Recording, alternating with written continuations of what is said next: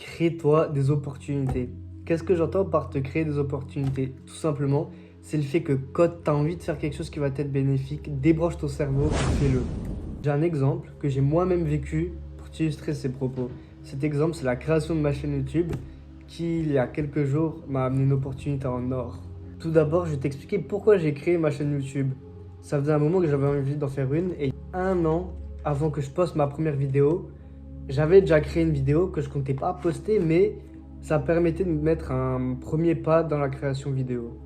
Puis avant ça, 8 mois avant ma première vidéo, en septembre 2023, j'ai décidé de créer une vidéo pour enfin la poster sur YouTube.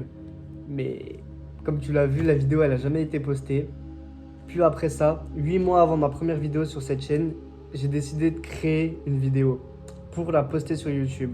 C'était une vidéo dans ce style avec du facecam, des plans de coupe, du montage, etc. Mais comme tu l'as vu, je ne l'ai jamais publié. Pourquoi? Parce que je me rendais la tâche difficile. Il me suffisait seulement de 3 étapes. Prendre mon téléphone, filmer, poster. 14 mai 2024, date de sortie de ma première vidéo YouTube. Je remercie infiniment le Alban de cette époque qui est passé à l'action.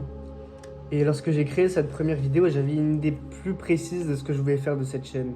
Premièrement, améliorer mon élocution. Deuxièmement, synthétiser mes idées et réussir à te les retranscrire de manière compréhensible. Troisièmement, j'allais te dire supprimer la peur du regard des gens, mais j'ai compris que cette peur, elle disparaît pas. Et donc plutôt, je vais te dire passer au-dessus de cette peur. Quatrièmement, me sentir fier de moi et me sentir progresser. Donc, on peut penser que YouTube m'a apporté que des points bénéfiques, mais non. Faire des vidéos, c'est encore quelque chose de difficile pour moi. J'ai eu de nombreux doutes et à plusieurs reprises, j'ai pensé à tout arrêter. L'été dernier, j'ai été accepté dans un BTS en alternance. Ah là là, cette recherche d'alternance, elle a été difficile pour moi. Mais finalement, à quelques semaines d'être exclu de mon BTS pour manque d'alternance, j'ai réussi enfin à trouver. Grâce à quoi? Grâce à ma chaîne YouTube. Mais avant tout, je vais t'expliquer pourquoi, à mon sens, la recherche d'alternance a été compliquée.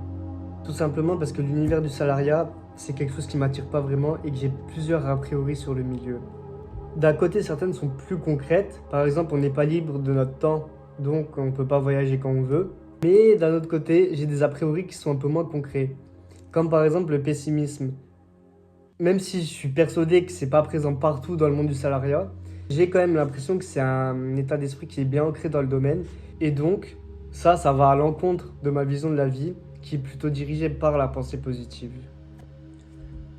Mon objectif, c'est de pouvoir travailler en ligne et donc, d'un côté, de pouvoir voyager quand je veux. Donc là, c'est normal, tu peux te demander pourquoi Alban est parti en BTS au lieu de partir directement travailler son ordi et donc travailler et voyager où tu veux, quand tu veux.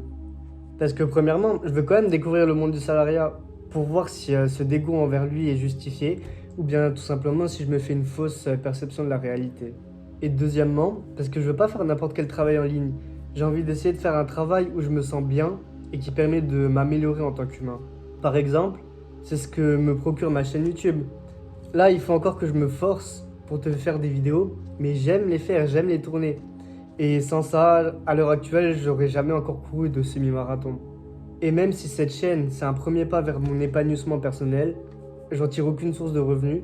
Et donc, je dois trouver quelque chose qui peut me plaire et qui peut m'être rémunéré. Pour conclure, j'ai envie de te dire, fais ce qui te passe par la tête. Tant que c'est dans un but de t'améliorer, fais-le. T'as pas d'excuses. Si t'as envie de lancer ta chaîne YouTube, fais-le. Même si tu sais pas parler, même si t'as pas de micro, pas de trépied pour tenir ton téléphone. Ah, t'as un téléphone, ça suffit. Si t'as envie de courir, fais-le. Même si tu cours 5 km en 2 heures, fais-le. Si t'as envie de parler à telle ou telle personne, fais-le. Ça peut t'apporter des opportunités que tu pensais même pas avoir, comme moi par exemple, avec ma chaîne YouTube. Donc tout simplement, j'ai envie de dire fais-le et passe à l'action.